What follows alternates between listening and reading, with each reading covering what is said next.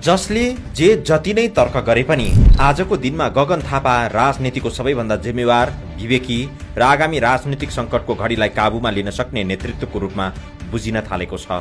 कांग्रेस एमालेदेखि माओवादीसम्म पुराना दलका पुराना नेताहरू जसले आफूलाई शीर्षस्थ बनाएर नै पार्टी र देश कब्जामा राखिरहे र उदाउँदा युवा पुस्तालाई जिम्मेवारी हस्तान्तरण नगरिकनै एकाधिकार कायम राखिराखे, देशलाई भ्रष्टाचारको दलदलमा फसाइरहे।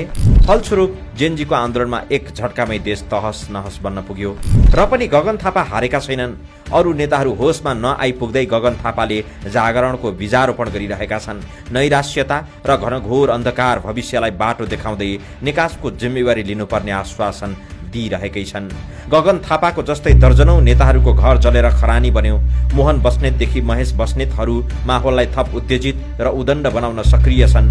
ती नेताहरूले जेनजी आन्दोलनकारीलाई धम्कीपूर्ण उग्र अभिव्यक्ति दिएर हिंसा उकास्ने काम गरिरहेका छन्। तर गगन थापा संयमित छन्, विवेकका साथ बोलिरहेका छन् र अराजकताको घेराबाट देशलाई बाहिर निकाल्ने सम्भावनाको आवाज बनिरहेका छन्। यही कारण अहिलेको संक्रमण कालमा उनको महत्व झन बढेर गएको छ। अत्तालिनु वा निराशाको मुद्दा देखाउने सट्टा उनी कार्यकर्ताको बीचमा गएर ढाडस दिने, हामी सुध्रिनुपर्छ भन्ने आत्मालोचना सहित स्वीकारोक्ति गर्ने र देश हामी सबै मिलेर बनाउनुपर्छ भन्ने सहजीकरण गर्ने बाटोमा अघि बढेका छन्। यो व्यवहारले गगन थापालाई अन्य नेताभन्दा पृथक बनाइदिएको छ। नेपाली कांग्रेस भित्रै अहिले आन्तरिक चुनौती, विभाजन र जनता माझको अस्वीकार्यता छाएको छ।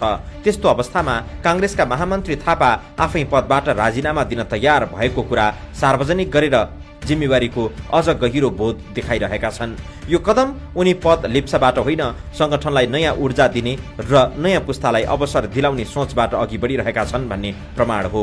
गगन थापामाथि आलोचना गर्नेहरू कम छैनन्। कतिपयले उनलाई नेता होइन, सपनाबाज मात्र भन्छन्। तर विगत 2 दशकको उनको राजनीतिक यात्राले देखाउँछ गगन थापा निरन्तर राजनीतिक सुधारको खोजमा छन्। दलभित्रको पुरानो सोच र परम्परागत नेतृत्वको दबाव बीच पनि नयाँ विकल्प खोज्ने कोसिस निरन्तर जारी राखेका छन्। उनको संयमित भाषा, तथ्यमा आधारित विचार र आशा जगाउने क्षमता युवा पुस्ताले विश्वास गर्ने आधार बनेको छ।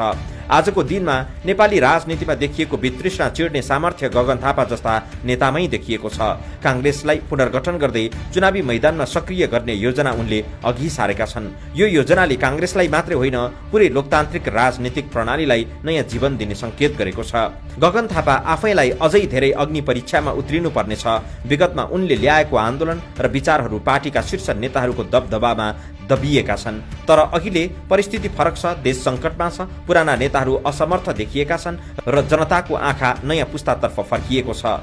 यस्तो बेला थापाले आफ्नो भूमिकालाई अझ ठोस, निर्णायक र कार्यान्वयनमुखी बनाउन सके भने उनी कांग्रेस मात्र होइन, पुरै मुलुककै राजनीतिक निकासका लागि विकल्पको रूपमा स्थापित हुन सक्छन्। यही कारण आज गगन थापालाई हौसला, सृजनात्मक सुझाव र दृढ समर्थनको आवश्यकता देखिन्छ।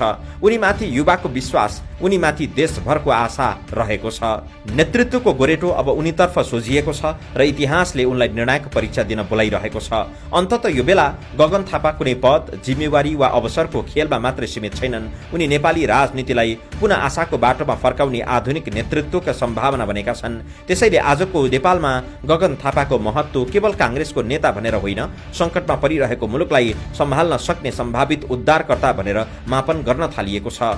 र उनले यो बेला विगतमा गरेका आफ्ना त्रुटि र कमजोरीहरूलाई सुधार गर्दै शिथिल बनेको कांग्रेसलाई तङ्ग्र्याउन लागि पर्नुपर्ने देखिन्छ।